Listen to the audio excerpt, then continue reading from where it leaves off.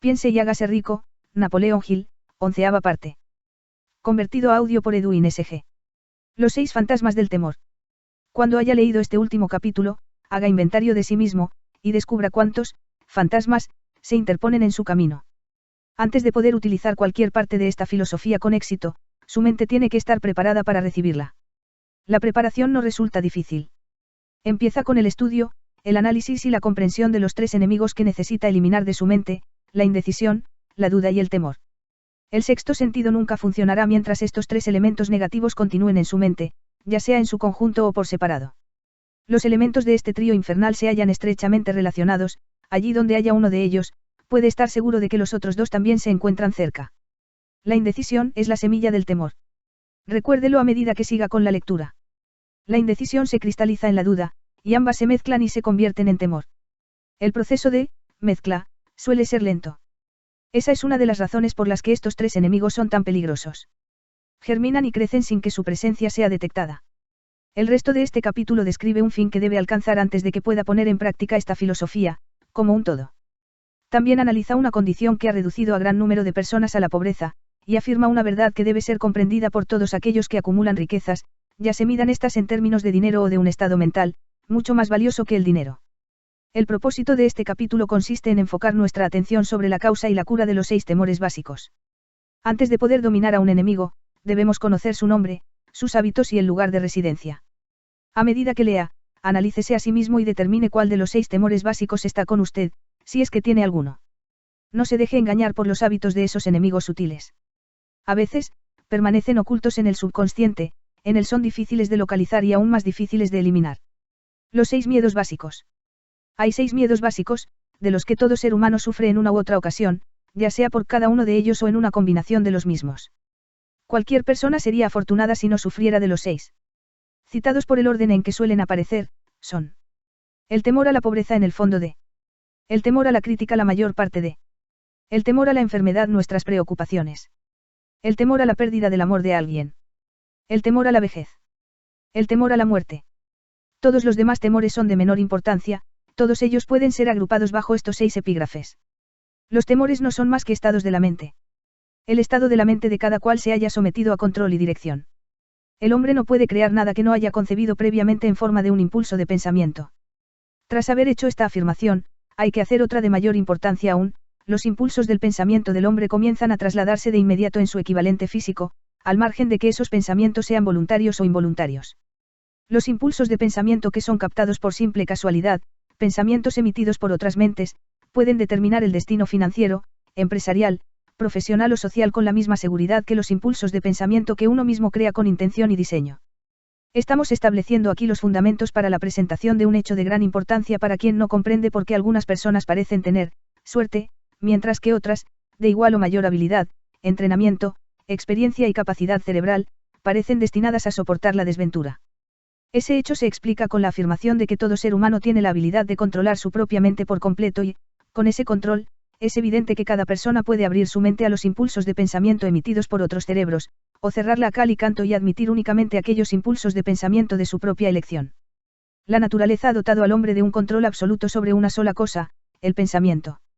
Esto, unido al hecho adicional de que todo lo que el hombre crea se inicia en la forma de un pensamiento, nos conduce muy cerca del principio mediante el cual podemos llegar a dominar el temor.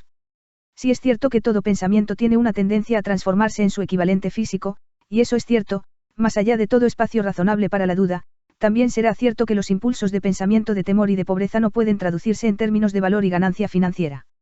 El temor a la pobreza. No puede existir compromiso alguno entre la pobreza y la riqueza. Los 2 caminos que conducen a ellas van en direcciones opuestas. Si lo que usted desea son riquezas, tiene que negarse a aceptar cualquier circunstancia que conduzca hacia la pobreza. La palabra riqueza se utiliza aquí en su más amplio sentido, refiriéndonos con ella a los planos espiritual, mental y material. El punto de partida del camino que conduce a la riqueza es el deseo. En el primer capítulo, usted recibió instrucciones completas para el uso adecuado del deseo. En este capítulo sobre el temor encontrará instrucciones completas para preparar a su mente con el propósito de hacer un uso práctico del deseo. Así pues, este es el lugar en el que se le planteará un desafío mediante el que determinará de modo definitivo cuánta de esta filosofía ha absorbido usted. Aquí está el punto en el que puede convertirse en profeta y pronosticar, con exactitud, que le reserva el futuro. Sí, después de haber leído este capítulo, usted se haya dispuesto a aceptar la pobreza, será mejor que prepara su mente para recibir pobreza. Se trata de una decisión que usted no puede evitar. Si lo que exige son riquezas, determine en qué forma las recibirá, y cuánto necesitará para sentirse satisfecho. Ya conoce el camino que conduce a la riqueza. Se le ha proporcionado una especie de mapa de carreteras que, si lo sigue, lo mantendrá en la vía adecuada. Si se descuida y no inicia el recorrido del camino, o si se detiene antes de haber llegado, no podrá echarle la culpa a nadie, excepto a usted mismo. Esa responsabilidad es exclusivamente suya. Ninguna justificación le salvará de aceptar la responsabilidad si ahora fracasa o si se niega a exigirle riquezas a la vida, porque la aceptación le exige una sola cosa, la única que usted puede controlar, un estado de la mente. Un estado mental es algo que uno asume. No se puede comprar, sino que ha de ser creado. El temor más destructivo. El temor a la pobreza es un estado mental. Solo eso. Pero es suficiente para destruir las posibilidades de alcanzar los logros deseados en cualquier empresa. Este temor paraliza la facultad de razonamiento, destruye la facultad de la imaginación, elimina la confianza en sí mismo, socava el entusiasmo, desanima la iniciativa, conduce a la incertidumbre de propósito, estimula la dilación, elimina el entusiasmo y convierte el autocontrol en una imposibilidad. Le arrebata a uno el encanto de la personalidad, destruye la posibilidad de pensar con exactitud, distrae la concentración del esfuerzo, domina la perseverancia, reduce la fuerza de voluntad a la nada, destruye la ambición, ensombrece la memoria e invita al fracaso en toda forma concebible. Mata el amor y asesina las emociones más exquisitas del corazón, desanima la amistad e invita al desastre en 100 formas diferentes, conduce al insomnio, la miseria y la infelicidad, y todo ello a pesar de la evidente verdad de que vivimos en un mundo de sobreabundancia de todo aquello que podamos desear, sin nada que se interponga entre nosotros y nuestros deseos, excepto la falta de un propósito definido. El temor a la pobreza es, sin el menor género de dudas, el más destructivo de los 6 temores básicos. Ha sido situado a la cabecera de la lista porque resulta el más difícil de dominar.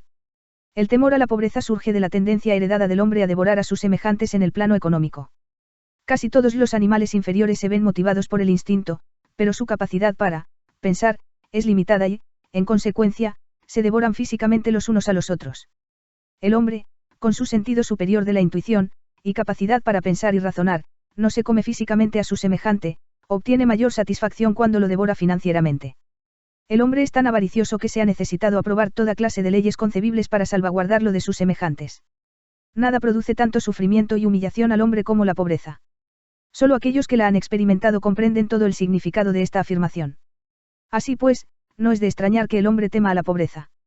A lo largo de una abundante serie de experiencias heredadas, el hombre ha aprendido que no se puede confiar en algunos de su especie cuando se trata de cuestiones relacionadas con el dinero y con las posesiones terrenales. El hombre experimenta tal avidez por poseer riqueza que está dispuesto a adquirirla de todas las maneras posibles, por medios legales si es posible o por otros si es necesario. El autoanálisis puede poner al descubierto debilidades que a uno no le gustaría reconocer. Esta forma de examen es esencial para todos aquellos que exigen de la vida algo más que mediocridad y pobreza. Al analizarse a sí mismo punto por punto, recuerde que, en este caso, usted es juez y parte, fiscal y defensor, acusador y acusado, y recuerde también que está afrontando un juicio. Así pues, enfréntese a los hechos directamente. Hágase preguntas concretas a sí mismo y exíjase respuestas directas. Una vez que haya terminado el examen, sabrá más sobre sí mismo.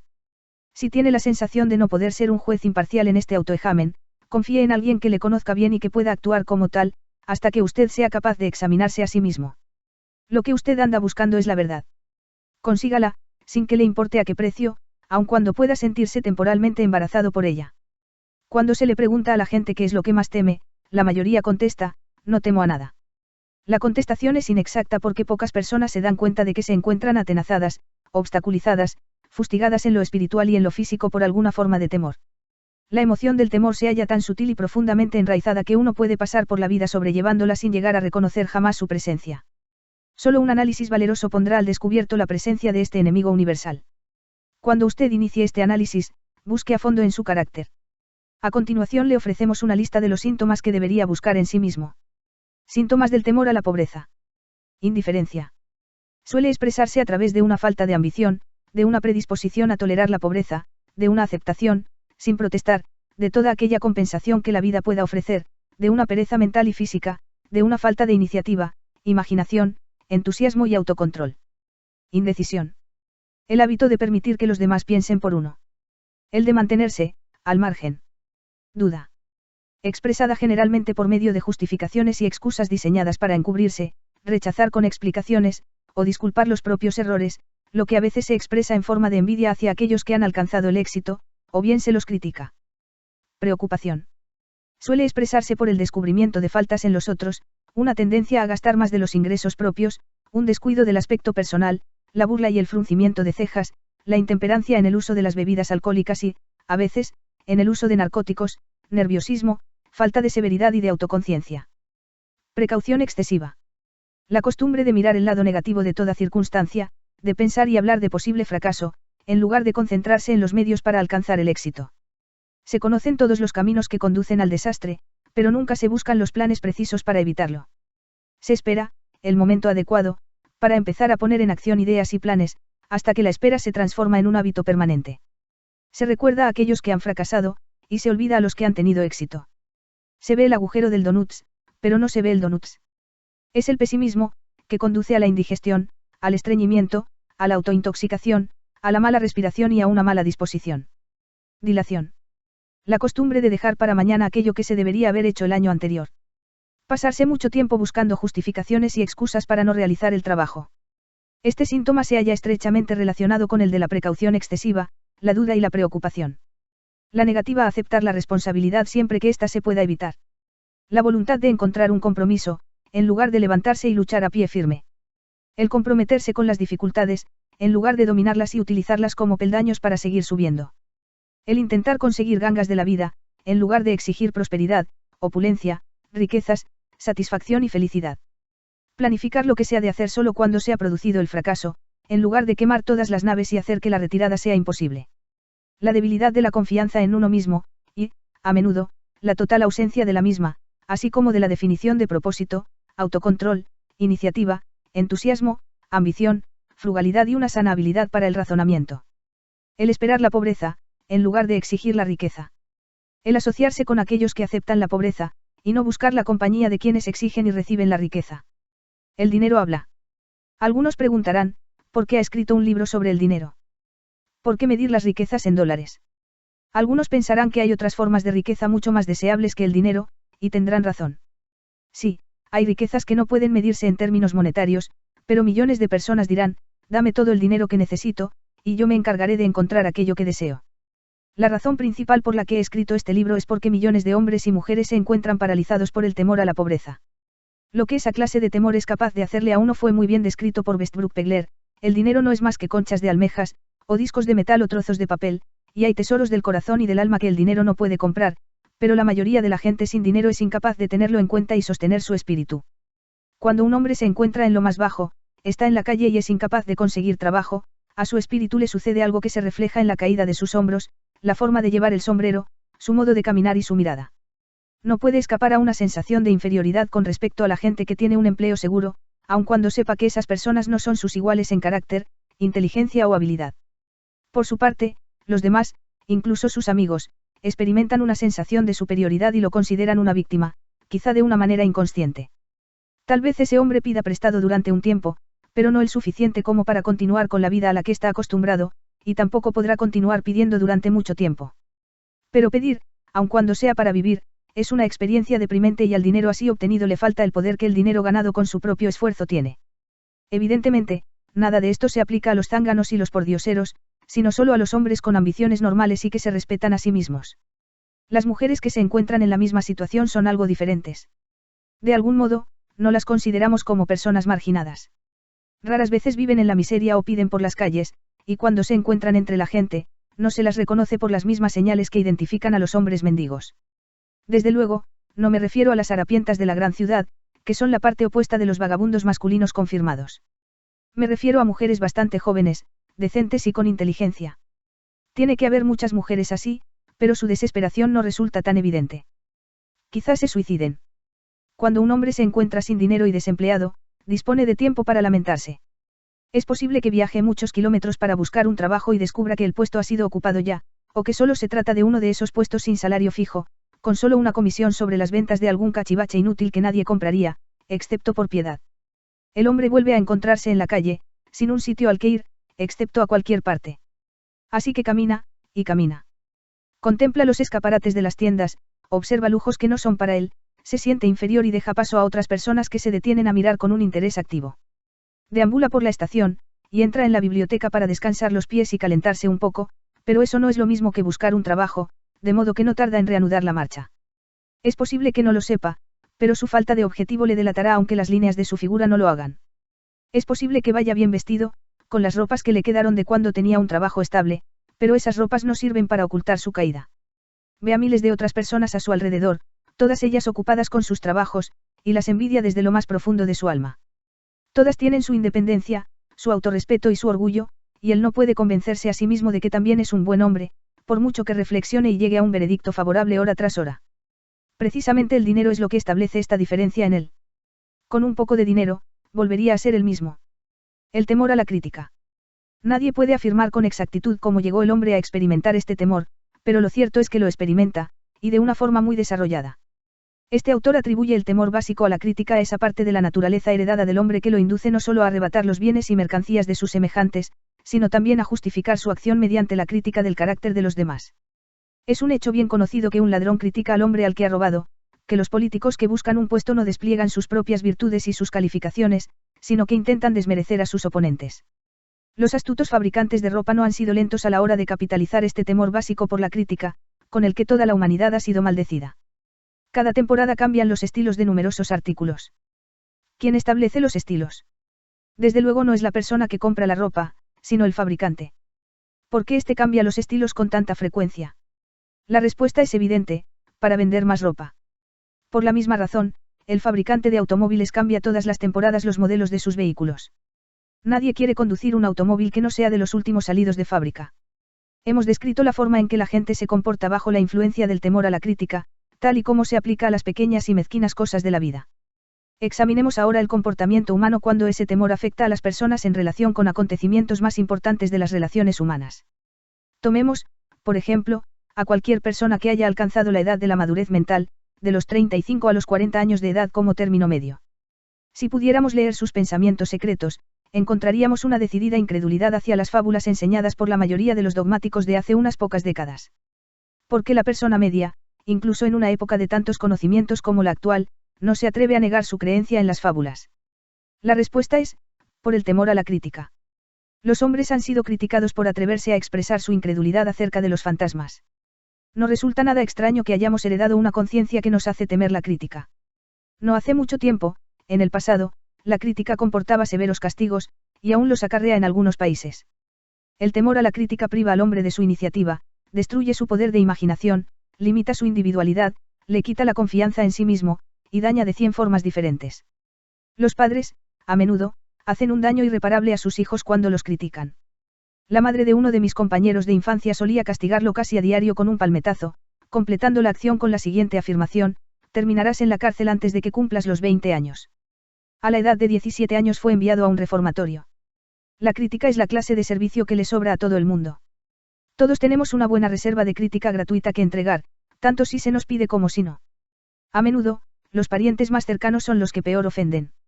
Debería ser considerado un crimen, en realidad, es un crimen de la peor naturaleza, el que cualquier padre produzca en su hijo complejos de inferioridad por medio de la crítica innecesaria. Los patronos que comprenden la naturaleza humana obtienen lo mejor de sus empleados no mediante la crítica, sino por medio de la sugerencia constructiva. Los padres pueden conseguir los mismos resultados con sus hijos. La crítica implanta el temor en el corazón humano, o el resentimiento, pero no construye ni el amor ni el afecto. Síntomas del temor a la crítica. Este temor es casi tan universal como el temor a la pobreza, y sus efectos, igual de fatales para el logro personal, sobre todo porque destruye la iniciativa y desanima el uso de la imaginación. Los principales síntomas del temor a la crítica son: timidez.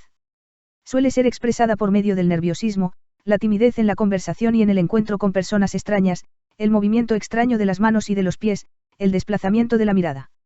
Falta de serenidad. Ausencia de control en la voz, nerviosismo en presencia de otros, postura deficiente del cuerpo, memoria pobre. Personalidad. Escasa firmeza en las decisiones, falta de encanto personal, y de habilidad para expresar opiniones definidas. Costumbre de soslayar los temas, en lugar de afrontarlos de manera directa. Estar de acuerdo con otros sin haber examinado sus opiniones con cuidado. Complejo de inferioridad. Costumbre de expresar autoaprobación por medio de la palabra y las acciones, como un medio de ocultar una sensación de inferioridad. Utilizar palabras grandilocuentes para impresionar a los demás, a menudo sin conocer siquiera el significado de lo que se dice. Imitar a otros en la ropa, el discurso y las actitudes. Fanfarronear de logros imaginarios. Esto produce a veces una imagen superficial de sentimiento de superioridad. Extravagancia. Costumbre de intentar mantenerse a la altura de los demás gastando mucho más de lo que se ingresa. Falta de iniciativa. Fracaso para aprovechar las oportunidades para el progreso propio, temor a expresar opiniones, falta de confianza en las propias ideas, responder de forma evasiva a los superiores, vacilar en la actitud y en el discurso, engañar en las palabras y en los hechos. Falta de ambición. Pereza mental y física, falta de autoafirmación, lentitud para tomar decisiones, dejarse influir con excesiva facilidad, criticar a los demás a sus espaldas y halagarlos, cuando están delante, aceptar la derrota sin protesta, o abandonar una empresa cuando se encuentra con la oposición de otros, sospechar de otras personas sin causa alguna, falta de tacto en la actitud y el discurso, no estar dispuesto a aceptar la responsabilidad de los propios errores. El temor a la enfermedad. Este temor tiene sus orígenes en la herencia, tanto física como social. Sus orígenes están estrechamente asociados con las causas del temor a la vejez y a la muerte, porque le conduce a uno al borde de mundos terribles, de los que el hombre no sabe nada, pero acerca de los cuales se le han contado historias inquietantes. También existe la opinión generalizada de que ciertas personas poco éticas se han embarcado en el negocio de vender salud, por el método de hacer temer a la enfermedad. El temor del hombre a la enfermedad procede de las terribles imágenes que se han implantado en su mente acerca de lo que puede suceder si la muerte le llega. También la teme por la carga económica que puede representar. Un destacado médico estimó que el 75% de los pacientes sufre de hipocondría, enfermedad imaginaria. Se ha demostrado, del modo más convincente posible, que el temor a la enfermedad, aun cuando no exista la menor causa, suele producir los síntomas físicos de la enfermedad temida. La mente humana es muy poderosa. Construye o destruye. Los fabricantes de medicamentos han hecho enormes fortunas jugando con esa debilidad del temor a la enfermedad. Esta forma de imposición sobre una humanidad crédula llegó a ser tan predominante hace una década, que la revista Colliers emprendió una campaña contra los peores ofensores en el negocio de los medicamentos patentados. A través de una serie de experimentos llevados a cabo hace algunos años, se demostró que la gente puede enfermar por su gestión. Nosotros llevamos a cabo este experimento haciendo que 3 conocidos visitaran a las víctimas, haciéndole a cada una de ellas la siguiente pregunta: ¿qué te aflige? Pareces terriblemente enfermo. El primero en hacer la pregunta no solía provocar en la víctima más que una mueca de disgusto y un casual: oh, nada, estoy muy bien. El segundo solía encontrarse con la siguiente respuesta: no lo sé con exactitud, pero me encuentro mal. La víctima admitía ante el tercero que se encontraba enferma. Si lo duda, intente hacer lo mismo con un conocido, pero no lleve el experimento demasiado lejos. Existe cierta secta religiosa cuyos miembros se vengan de sus enemigos mediante el método del embrujamiento. Dicen que hechizan a la víctima. Hay pruebas abrumadoras de que la enfermedad suele comenzar en forma de un impulso de pensamiento negativo. Tal impulso puede pasar de una mente a otra, por sugestión, o ser creado por un individuo en su propia mente. Un hombre bendecido con mucha más sabiduría de lo que el siguiente incidente pudiera indicar, dijo en cierta ocasión: cuando alguien me pregunta cómo me siento, mi respuesta sería darle un puñetazo.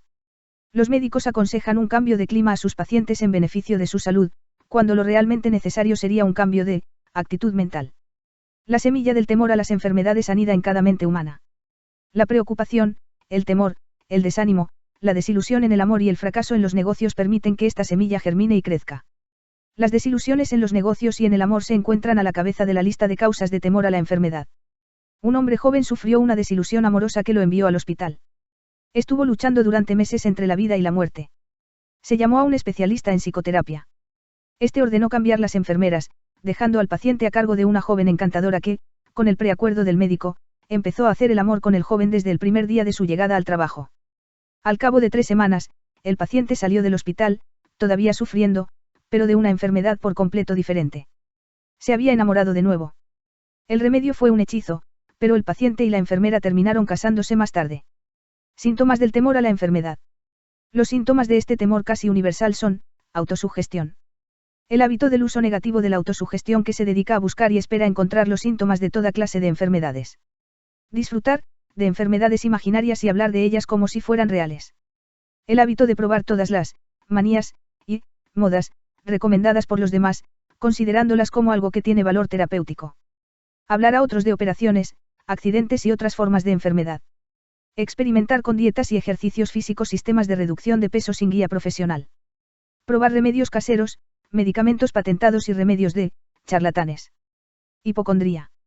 El hábito de hablar de la enfermedad, concentrando la mente en ella y esperando su aparición hasta que se produce un colapso nervioso.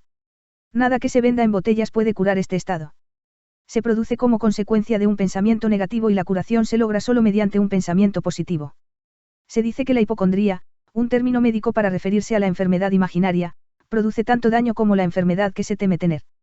La mayoría de los casos denominados nerviosos no son sino enfermedades imaginarias. Ejercicio. El temor a la enfermedad interfiere a menudo con un ejercicio físico adecuado, y tiene como resultado el exceso de peso, haciendo que uno evite la vida al aire libre. Susceptibilidad. El temor a la enfermedad quiebra la resistencia natural del cuerpo y crea en él un estado favorable para cualquier forma de enfermedad con la que uno pueda ponerse en contacto. Autoconsentimiento. Hábito de buscar un poco de simpatía con el señuelo de una enfermedad imaginaria. La gente recurre a menudo a este truco para evitar acudir al trabajo. Hábito de fingir una enfermedad para justificar lo que no es más que pereza, o de hacerla servir como una justificación de lo que solo es falta de ambición. Falta de moderación. Hábito de usar alcohol o narcóticos para eliminar dolores como los de cabeza, las neuralgias, etc., en lugar de buscar y eliminar la causa. El temor a la enfermedad suele estar relacionado con el temor a la pobreza, en especial en el caso del hipocondríaco, que se preocupa constantemente por la posibilidad de tener que pagar las facturas del médico, del hospital, etc. Este tipo de persona pasa mucho tiempo preparándose para la enfermedad, hablando de la muerte, ahorrando dinero para el cementerio y los gastos del entierro, etc. El hábito de interesarse por las enfermedades y de preocuparse por la posibilidad de verse afectado por una de ellas, así como el de leer los textos de los anuncios de medicamentos patentados, son aspectos del temor a la enfermedad. El temor a la pérdida del amor. La fuente original de este temor inherente surgió, evidentemente, del hábito del hombre polígamo de robarle la compañera a su semejante, o de tomarse libertades con ella cada vez que podía. Los celos y otras formas similares de neurosis surgen del temor heredado del hombre a la pérdida del amor de alguien. Este temor es el más doloroso de los 6 temores básicos. Tal vez causa más daño al cuerpo y a la mente que cualquiera de los otros temores básicos. Es probable que el temor a la pérdida del amor se remonte a la edad de piedra, cuando los hombres robaban las mujeres por la fuerza bruta. Ahora continúan robándolas, pero su técnica ha cambiado. En lugar de la fuerza, utilizan la persuasión, la promesa de vestidos bonitos, de coches estupendos y de otros, señuelos, mucho más efectivos que la fuerza física. Los hábitos del hombre son los mismos que eran en los albores de la civilización, pero ahora los expresa de formas muy diferentes. Un cuidadoso análisis ha demostrado que las mujeres son mucho más susceptibles a ese temor que los hombres. Este hecho se explica con facilidad. La experiencia ha enseñado a las mujeres que los hombres son polígamos por naturaleza, y que no se debe confiar en ellos cuando se encuentran en manos de rivales. Síntomas del temor a la pérdida del amor. Los síntomas más característicos de este temor son: celos. El hábito de sospechar de los amigos y de las personas queridas sin ninguna evidencia razonable de motivos suficientes. El hábito de acusar de infidelidad a la pareja sin motivo alguno. La sospecha de todo el mundo en general, sin tener fe en nadie. Descubrir imperfecciones. El hábito de descubrir imperfecciones en amigos, parientes, asociados en los negocios y personas amadas, a la menor provocación, o sin causa que lo justifique. Juego. El hábito de jugar, robar, engañar y aceptar cualquier otra oportunidad de riesgo con el propósito de conseguir dinero para la persona amada, en la creencia de que el amor se puede comprar. El hábito de gastar mucho más de lo que se ingresa, o de incurrir en deudas para proporcionar regalos a la persona amada, con objeto de brindarle una imagen favorable. Insomnio, nerviosismo, falta de perseverancia, debilidad de voluntad, falta de autocontrol, falta de confianza en sí mismo, mal carácter. El temor a la vejez. En conjunto, este temor surge de 2 fuentes. En primer lugar, del pensamiento de que la vejez puede traer consigo la pobreza. En segundo término, siendo esta la fuente más común, a partir de enseñanzas falsas y crueles del pasado que se han mezclado demasiado bien con fuego y azufre, y otras ideas diseñadas con gran astucia para esclavizar al hombre a través del temor. En el caso del temor básico a la vejez, el hombre tiene 2 razones muy sanas para su aprensión: una surge de la desconfianza hacia sus semejantes, que pueden arrebatarle todas sus posesiones mundanas, y la otra surge de las terribles imágenes que hay en su mente acerca de él, más allá. La posibilidad de la mala salud, que se incrementa a medida que la gente envejece, contribuye asimismo a este temor tan común a la vejez. El erotismo también entra a formar parte del temor a la vejez, ya que a ningún hombre le agrada la idea de ver disminuida su atracción sexual. La causa más común de temor a la vejez va asociada con la posibilidad de la pobreza. Asilo, no es una palabra muy agradable. Produce un escalofrío en la mente de toda persona que afronta la posibilidad de tener que pasar los últimos años de su vida en una casa de beneficencia. Otra causa que contribuye al temor a la vejez es la posibilidad de perder la libertad y la independencia, ya que la vejez puede traer consigo la pérdida de la libertad, tanto física como económica. Síntomas del temor a la vejez. Los síntomas más comunes de este temor son, la tendencia a reducir la actividad y a desarrollar un complejo de inferioridad en la edad de la madurez mental, hacia los 40 años, con la falsa creencia de que uno se descuida a causa de la edad. La verdad es que los años más útiles del hombre, tanto mental como físico, son los comprendidos entre los 40 y los 60. El hábito de hablar de uno mismo como pidiendo disculpas por ser viejo, solo porque se han alcanzado los 40 o 50 años, en lugar de darle la vuelta a esa regla y expresar gratitud por haber alcanzado la edad de la sabiduría y la comprensión. El hábito de matar la iniciativa, la imaginación y la confianza en sí mismo al creer falsamente que se es demasiado viejo para ejercer esas cualidades. La costumbre de la persona de 40 años que se viste con el propósito de intentar aparecer más joven, y que actúa con las formas afectadas de los jóvenes, inspirando con ello el ridículo, tanto en los amigos como en los extraños. El temor a la muerte. Para algunos, este es el más cruel de todos los temores básicos. La razón resulta evidente. En la mayoría de los casos, es posible achacar al fanatismo religioso los terribles dolores de miedo asociados con el pensamiento de la muerte. Los llamados paganos temen menos a la muerte que los más civilizados. El hombre se ha planteado durante miles de años las mismas preguntas que aún no ha podido contestar acerca de él: ¿de dónde? ¿Y hacia dónde? ¿De dónde proceso y hacia dónde voy? Durante los periodos más oscuros del pasado, los más astutos y los más fuertes no fueron precisamente lentos a la hora de ofrecer respuesta a estas preguntas, a cambio de un precio. Acude a mi tienda, abraza mi fe, acepta mis dogmas, y te daré el pasaje que te admitirá en el cielo cuando mueras, grita un líder sectario.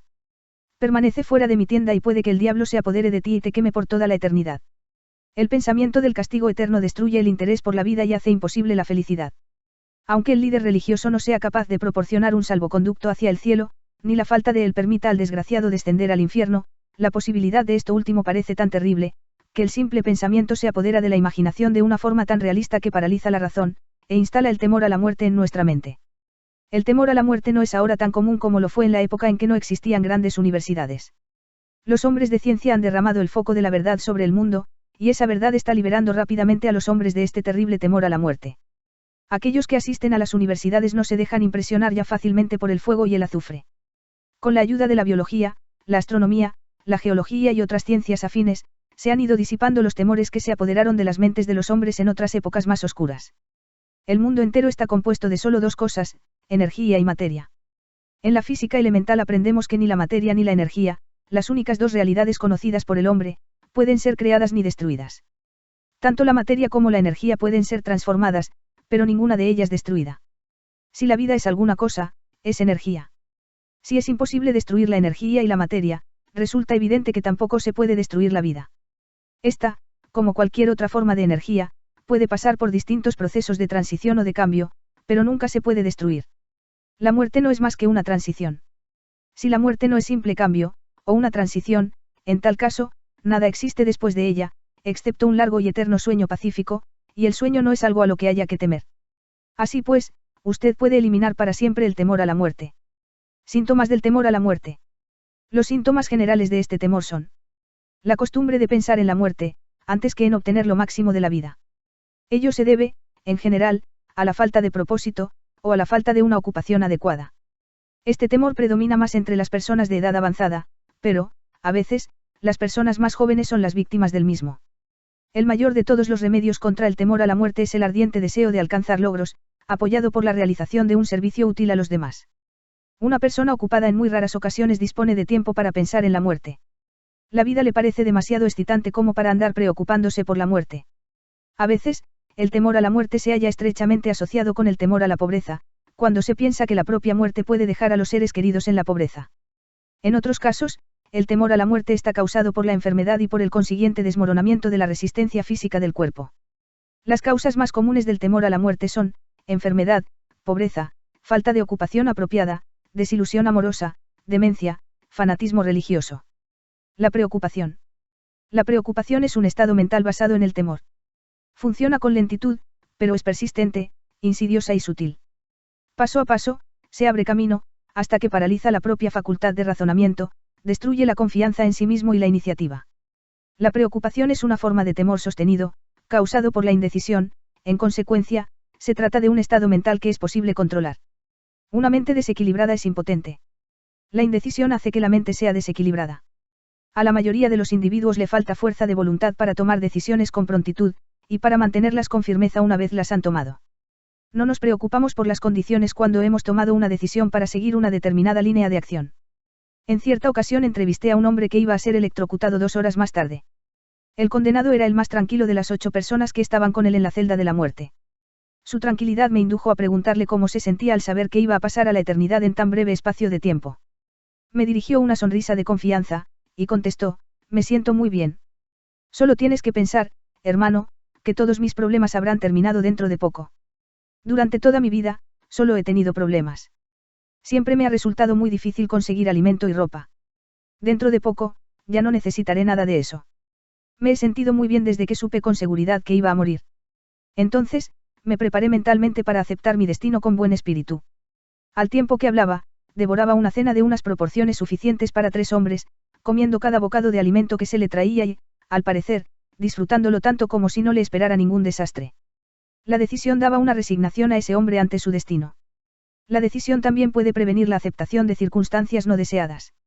A través de la indecisión, los 6 temores básicos se transforman en un estado de preocupación. Suprima para siempre el temor a la muerte, tomando la decisión de aceptarla como un acontecimiento inevitable. Elimine el temor a la pobreza adoptando la decisión de conseguir todas aquellas riquezas que pueda acumular sin preocupación.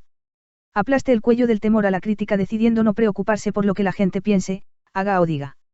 Elimine el temor a la vejez tomando la decisión de aceptarla, no como un obstáculo, sino como una gran bendición que lleva consigo la sabiduría, el autocontrol y la comprensión que no se conocen en la juventud. Libérese del temor a la enfermedad adoptando la decisión de olvidarse de los síntomas. Domine el temor a la pérdida del amor decidiendo salir adelante sin amor, si eso llegara a ser necesario. Mate la costumbre de la preocupación, en todas sus formas, tomando la decisión general de que no hay nada en la vida por lo que valga la pena preocuparse. Con esta decisión alcanzará serenidad, paz mental y claridad de pensamiento, todo lo cual le producirá felicidad. Un hombre cuya mente está llena de temor no solo destruye sus propias posibilidades de acción inteligente, sino que transmite estas vibraciones destructivas a las mentes de todos aquellos que entran en contacto con él, y con eso también destruye sus posibilidades. Incluso un perro o un caballo sabe cuándo le falta valor a su amo, es más, un perro o un caballo captará las vibraciones de temor que su amo emite, y se comportará de acuerdo con ellas. Mucho más abajo en la línea de inteligencia del reino animal, uno se encuentra con esa misma capacidad para captar las vibraciones del temor. El desastre del pensamiento negativo. Las vibraciones del temor pasan de una mente a otra con la misma rapidez y seguridad con que el sonido de la voz humana pasa de la emisora de radio al receptor. La persona que expresa los pensamientos negativos o los destructivos mediante las palabras puede estar casi segura de experimentar los resultados de esas mismas palabras en forma de retrocesos destructivos. La emisión de impulsos de pensamiento destructivo también produce, por sí sola, sin ayuda de las palabras, un retroceso, que se pone de manifiesto en muchas formas.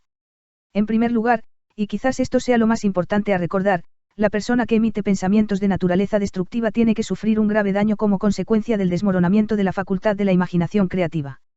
En segundo término, la presencia de cualquier emoción destructiva en la mente desarrolla una personalidad negativa que repele a los demás, y que, a menudo, los convierte en antagonistas. La tercera fuente de daño para la persona que tiene pensamientos negativos o que los emite radica en el hecho significativo de que esos impulsos de pensamiento no solo son nocivos para los demás, sino que impregnan el subconsciente de la misma persona que los emite, y terminan por llegar a formar parte de su propio carácter. Su empresa en la vida es, presumiblemente, alcanzar el éxito.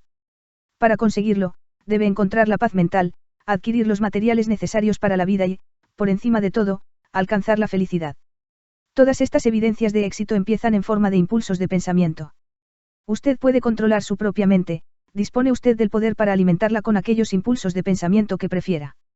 Con este privilegio también va la responsabilidad de utilizarlos de forma constructiva. Usted es el dueño de su propio destino terrenal, de la misma forma que tiene el poder para controlar sus propios pensamientos.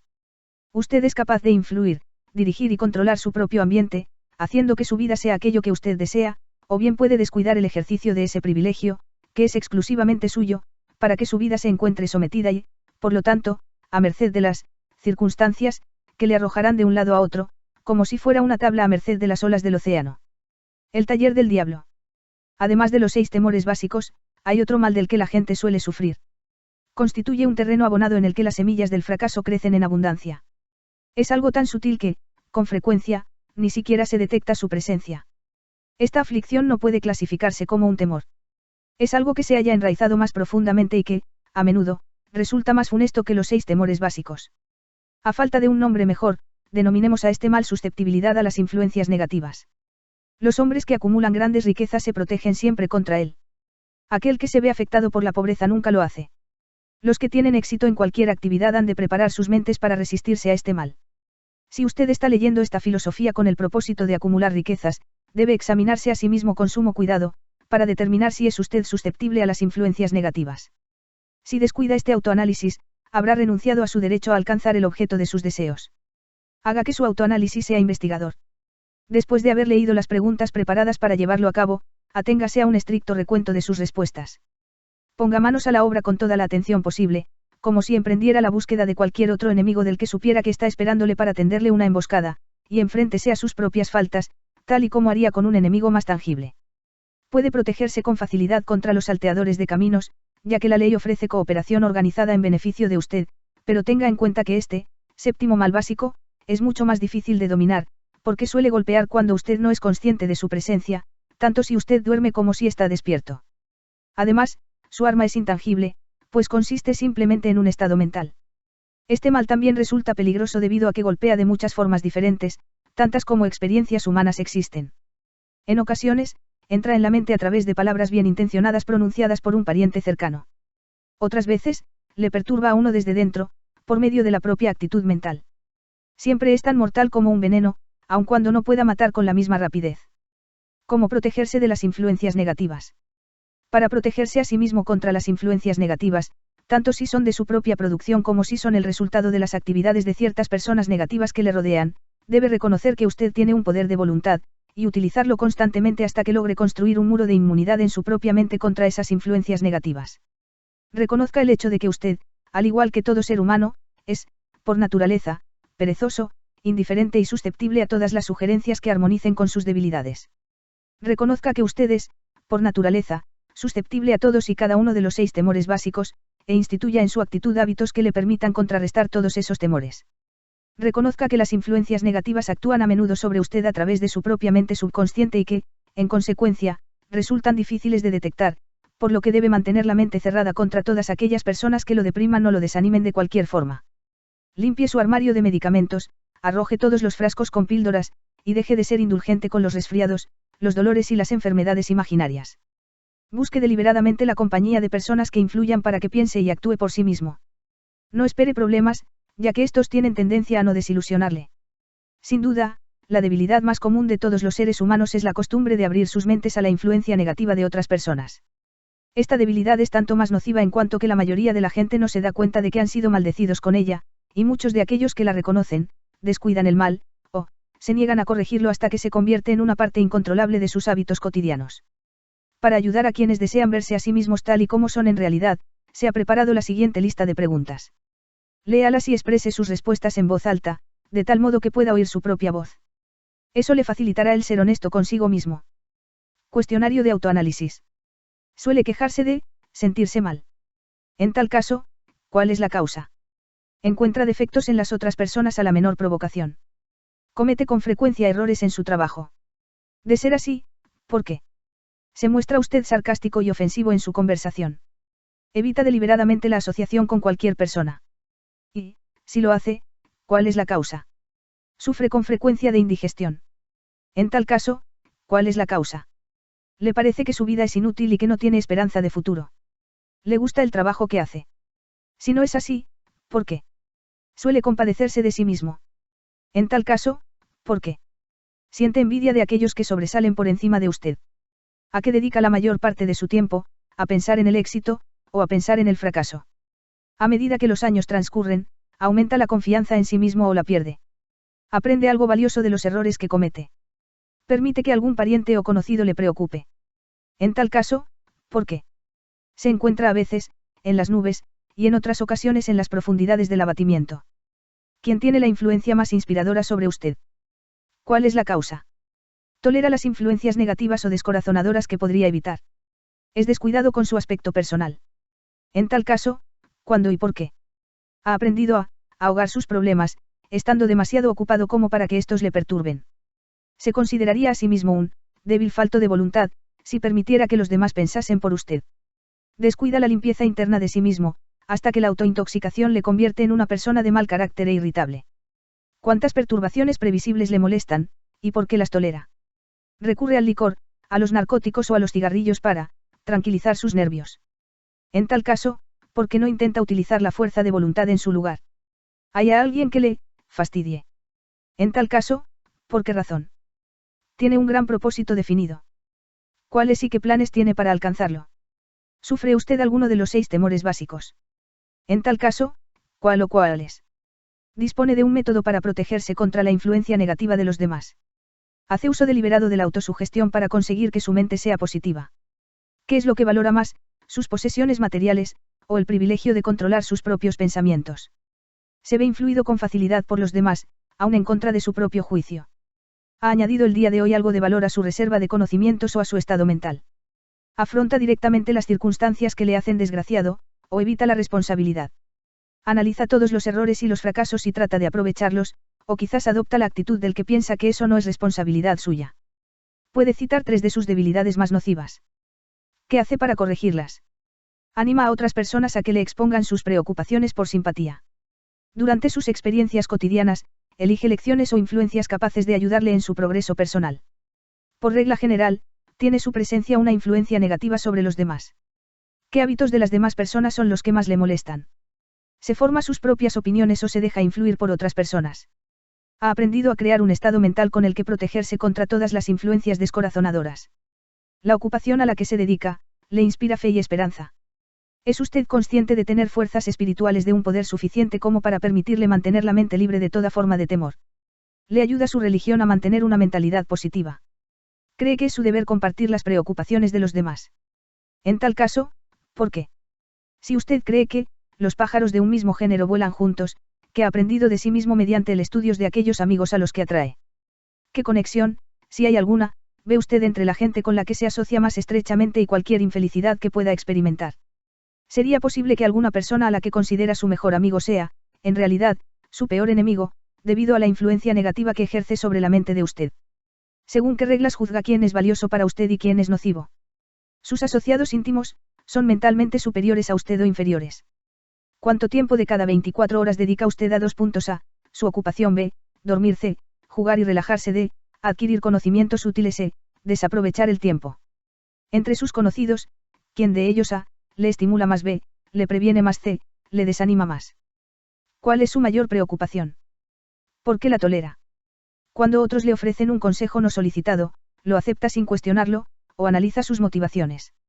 ¿Qué es lo que más desea, por encima de todo lo demás? Tiene intención de conseguirlo. Está dispuesto a subordinar el resto de sus deseos a ese. ¿Cuánto tiempo dedica al día a conseguirlo? Cambia de opinión con frecuencia. En tal caso, ¿por qué?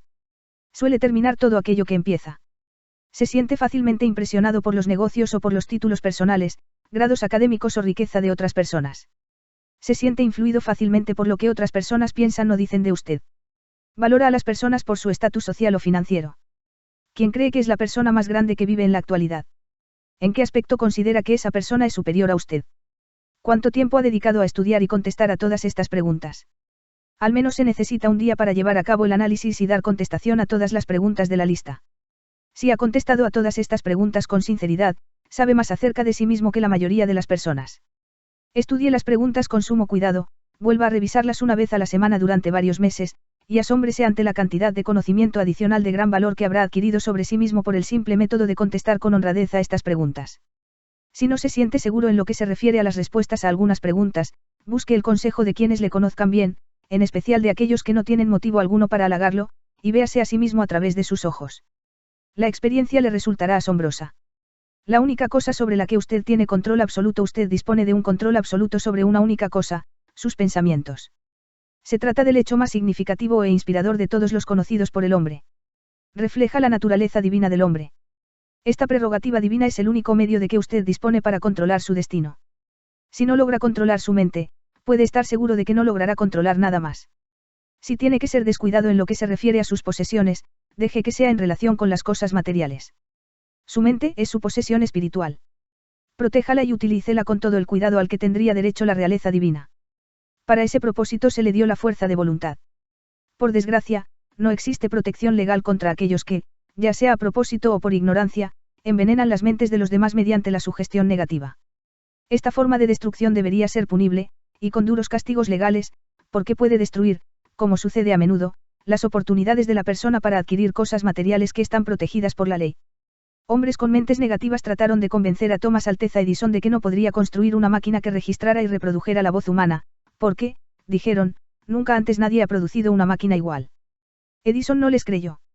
Sabía que la mente era capaz de producir cualquier cosa que la propia mente pudiera concebir y creer, y ese conocimiento fue lo que elevó al gran Edison por encima del rebaño común. Hombres con mentes negativas le dijeron a F.W. Woolworth que se arruinaría si trataba de dirigir una tienda sobre la base de ventas de artículos a 5 y 10 centavos. Woolworth se negó a creerles. Sabía que podía hacer cualquier cosa, dentro de lo razonable, si apoyaba sus planes con la fe. Ejerció su derecho a descartar de su mente las sugerencias negativas de los demás, y acumuló una fortuna de más de 100 millones de dólares. Personas de mentalidad dubitativa se burlaron cuando Henry Ford probó su primer automóvil, toscamente fabricado, en las calles de Detroit. Algunos afirmaron que aquel artefacto jamás sería práctico. Otros dijeron que nadie pagaría un céntimo por aquel cacharro. Ford replicó, llenaré la tierra con vehículos que dependerán del motor. Y lo hizo. En beneficio de aquellos que buscan grandes riquezas, recordemos que, prácticamente, la única diferencia existente entre Henry Ford y una gran mayoría de trabajadores es la siguiente: Ford tenía una mente y la controlaba. Los demás tienen mentes que ni siquiera intentan controlar. El control mental es el resultado de la autodisciplina y el hábito. O usted controla su mente, o ésta le controla a usted. No hay compromisos ni términos medios. El método más práctico de todos para controlar la propia mente es el hábito de mantenerla ocupada con un propósito definido, apoyado por un plan concreto. Estudie todo aquello que se sepa sobre cualquier hombre que haya alcanzado un éxito notable, y observará que ese hombre tiene control sobre su propia mente, que ejercita ese control y que lo dirige hacia la obtención de objetivos definidos. Sin la existencia de ese control, el éxito no es posible. 55 excusas famosas del viejo siglo I. Las personas que no alcanzan el éxito tienen un rasgo característico común. Conocen todas las razones que explican el fracaso, y disponen de lo que consideran que son toda clase de justificaciones para explicar su propia falta de logros. Algunas de esas justificaciones son inteligentes, y unas pocas de ellas se hallan incluso confirmadas por los hechos. Pero no se pueden utilizar excusas para no tener dinero. El mundo que nos rodea solo quiere saber una cosa: ¿ha alcanzado usted el éxito? Un analista del carácter compiló una lista de las excusas que suelen utilizarse con mayor frecuencia. A medida que lea la lista, examínese a sí mismo con cuidado, y determine cuántas de estas excusas ha hecho suyas, si es que hay alguna. Recuerde también que la filosofía presentada en este libro hace que cada una de estas excusas haya quedado obsoleta. Siglo I no tuviera una esposa y una familia. Siglo I tuviera suficiente empuje. Siglo I tuviera dinero. Siglo I tuviera una buena educación. Siglo I pudiera conseguir un trabajo. Siglo I gozara de buena salud. Siglo I dispusiera de tiempo. Siglo I los tiempos fueran mejores. Siglo I otras personas me comprendieran. Siglo I las condiciones que me rodean fueran diferentes. Siglo I pudiera volver a vivir mi vida. Siglo I no tuviera miedo de lo que, ellos, dicen. Siglo I me hubieran dado una oportunidad. Siglo I ahora tuviera una oportunidad. Siglo I otras personas no lo hubieran conseguido por mí. Siglo I no sucediera nada que me detuviera. Siglo I fuera más joven. Siglo I pudiera hacer lo que quisiera. Siglo I hubiera nacido rico. Siglo I pudiera conocer a la gente adecuada. Siglo I tuviera el talento que algunas personas tienen. Siglo I me atreviera a imponerme. Siglo I solo hubiera aprovechado las oportunidades del pasado. Siglo I la gente no me pusiera nervioso. Siglo I no tuviera que mantener la casa y cuidar de los hijos. Siglo I pudiera ahorrar algún dinero. Siglo I el jefe me apreciara. Siglo I contara con alguien que me ayudara. Siglo I mi familia me comprendiera. Siglo I viviera en una gran ciudad. Siglo I solo pudiera empezar. Siglo I fuera libre. Siglo I tuviera la personalidad de algunas personas. Siglo I no fuera tan gordo. Siglo I mi talento fuera conocido. Siglo I pudiera abrirme paso. Siglo I pudiera librarme de deudas. Siglo I no hubiera fracasado. Siglo I supiera cómo. Siglo I nadie se me opusiera. Siglo I no tuviera tantas preocupaciones. Siglo I pudiera casarme con la persona adecuada. Siglo I la gente no fuera tan insensible. Siglo I mi familia no fuera tan extravagante. Siglo I estuviera seguro de mí mismo. Siglo I no tuviera la suerte en contra. Siglo I hubiera nacido bajo otro signo. Siglo I no fuera cierto que, lo que tiene que ser, será. Siglo I no tuviera que trabajar tanto. Siglo I no hubiera perdido mi dinero. Siglo I viviera en un barrio diferente. Siglo I no tuviera un pasado. Siglo I tuviera una empresa propia. Siglo I los demás me escucharan. Siglo I, y este es el mayor de todos ellos, si yo tuviera el valor de verme tal y como soy en realidad, descubriría qué es lo que pasa conmigo, y lo corregiría. Entonces tendría la oportunidad de aprovechar mis propios errores y aprender algo de la experiencia de los demás, pues sé que me ocurre algo que no está del todo bien porque estaría donde debería estar si me hubiese pasado más tiempo analizando mis debilidades, y menos buscando excusas que las justificaran. Encontrar excusas con las que explicar el fracaso es un pasatiempo nacional. El hábito es tan viejo como el ser humano, y fatal para el éxito. ¿Por qué la gente se aferra a sus mezquinas excusas? La respuesta es evidente. Defienden sus excusas porque ellos mismos las crean. Toda excusa es hija de la propia imaginación. Y está en la naturaleza del hombre defender lo que es producto del propio cerebro. Encontrar excusas es un hábito profundamente arraigado. Los hábitos son difíciles de romper, sobre todo cuando ofrecen una justificación para algo que hemos hecho. Platón pensaba en esta verdad cuando afirmó, la primera y mejor victoria es conquistar el yo. Ser conquistado por el yo es, de todas las cosas, la más vergonzosa y vil. Otro filósofo pensaba en lo mismo cuando dijo, me llevé una gran sorpresa al descubrir que la mayor parte de la fealdad que veía en los demás no era más que un reflejo de mi propia naturaleza. Elbert Hubbard dijo, siempre ha sido un misterio para mí saber por qué la gente se pasa tanto tiempo engañándose a sí misma, creando excusas para justificar sus debilidades. Si ese tiempo se utilizara de un modo diferente, bastaría para curar la debilidad, y entonces no necesitaríamos de ninguna excusa. Antes de terminar, quisiera recordarle que, la vida es un tablero de ajedrez y el contrincante es el tiempo. Si vaciláis antes de mover, o descuidáis hacer el movimiento con prontitud, el tiempo os vencerá, hombres. Jugáis contra un contrincante que no tolera la indecisión. Es posible que hasta ahora usted haya tenido una excusa lógica para no verse obligado a exigirle a la vida aquello que usted mismo le ha pedido, pero esa excusa ha quedado obsoleta, porque ahora usted está en posesión de la llave maestra que abre la puerta de las cuantiosas riquezas de la vida. La llave maestra es intangible, pero muy poderosa.